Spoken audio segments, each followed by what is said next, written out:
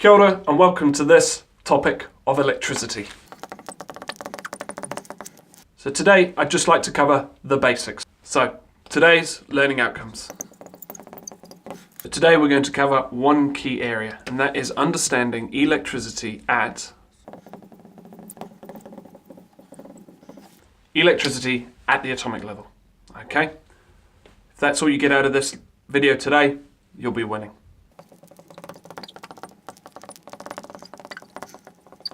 So, firstly, we're going to start with these things that you all know. And if you don't panic, we're going to go quickly review them now. In your atom, you have 3 key subatomic particles.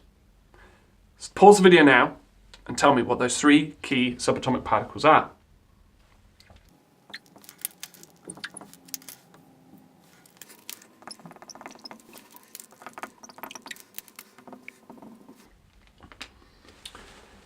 If you guessed electrons, protons and neutrons, you're doing awesome. If you didn't, you've just learnt something new. Secondly, I'd just like you to have a think about the charges that each of these has. If you're not too sure, I've given you a clue on the board somewhere. See if you can find it. If you manage to work out that electrons are negative, protons are positive, and neutrons have a neutral charge, you're doing fantastically. Again, if you didn't, guess what? You've just learnt something new. These are going to be really important in electricity, but first I want to go back to the structure of the atom to understand how electricity occurs.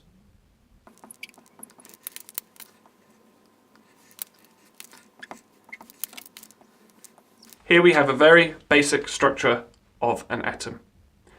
In the center, you should be able to tell me this is a nucleus. In the nucleus we find our what? Protons and neutrons. In our shells, around our atom's nucleus, we find the last subatomic particle, the electrons. This is going to be key to remember. So, here's a few things we learnt in chemistry. Again, if you haven't quite got to that level yet, don't panic. You're going to learn it here today. Let's look at 2 elements in particular. The first one I want us to look at is this element.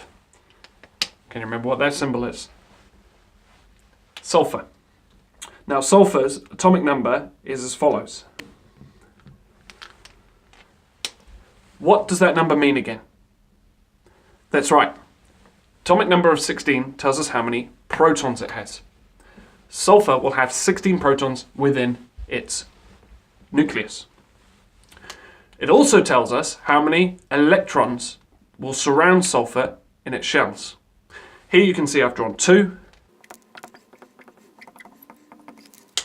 There is another 8. And in its third shell, you can see I've drawn another 6. How many valence electrons does sulfur have? If you know your chemistry, you've got 6. 6 in the last shell because of the pattern 2, 8, and then the remaining 6 go in the last shell. That is going to be really important later in the video. So remember that. Sulfur has 6 valence electrons. The second element I want us to think about and get a little bit of practice with our knowledge on atomic numbers is copper. Copper's atomic number is 29, which means it's got 29 protons in the middle in its nucleus, and it will have 29 electrons surrounding it in its outer shells. Now, copper is a little bit funny. It will have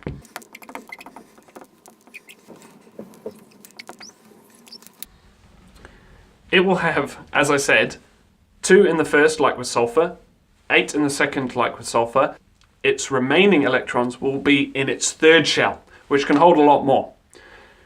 Then, its last electron can't fit into that third shell, so is put to the outer shell, its 4th electron shell, its 4th energy level. This atom of copper has how many valence electrons? If you want a clue, sulfur had 6 because its internal shells were full. How many does this have? That's right, 1. Again, park that knowledge for later in the video. So why have I just gone through that? Well, let's look at these 2 and compare them. Sulfur had 6 valence electrons. Copper had one valence electron. If you remember about how our atoms react with each other, if you have less electrons in your outer shell, like copper, you want to get rid of them to make yourself have full outer shells of electrons. If you're not too sure what I'm going on about here, click this video and follow the link and it will take you to a chemistry-based video. But what you need to remember here is, if an atom has a small number of valence electrons compared to a large number, remember most shells need 8 in the outer shell to be considered full. If you've got a small number, 1 or 2, you're going to be far more likely to want to pass on your electrons. Now, if I asked you at the start of this video to go and Google what electricity is, you would probably get a definition like this.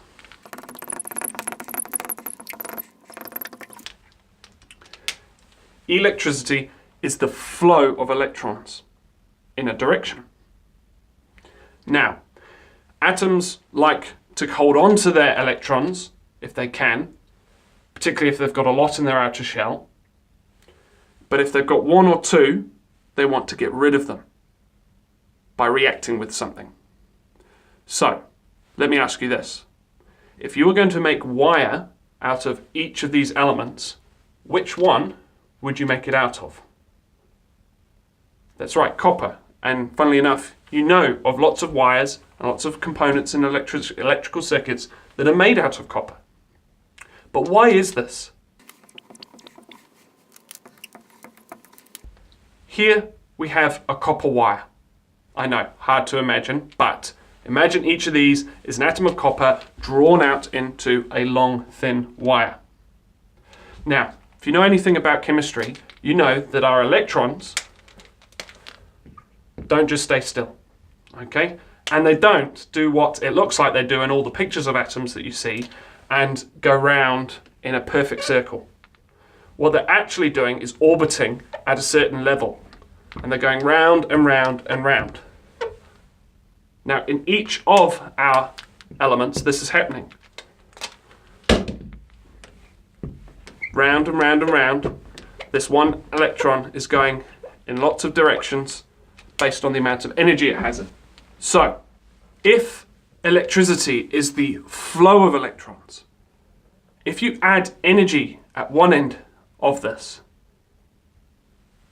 it will have a cascading effect of electrons being knocked out and passed on to the next atom of copper. So if we excite these atoms and these electrons start moving quicker and quicker and quicker, they might knock out one of these electrons on the second atom, which will then move to seek its shell of another atom, and it might knock this one out, and this one might knock this one out. And the energy and the flow of electrons continues down the wire and through other conductive metals. Metals that have few electrons in their outer shells. That the strength of the protons holding the electrons in is weakened. So, when we add a current, when we add some energy, this causes these electrons to start moving and knocking out further electrons, and they start moving down the chain, replacing each other continuously in a closed circuit until you stop the cycle where no more electrons can move this way. Linking chemistry through into electricity. Electricity at the atomic level is that electricity is the flow of electrons through a conductive material. The more conductive a material, the less electrons it will have in its outer shell. When you add in energy, you allow these electrons to be knocked out and bind with other atoms and cause a flow in a direction. And you have electricity. There you have it.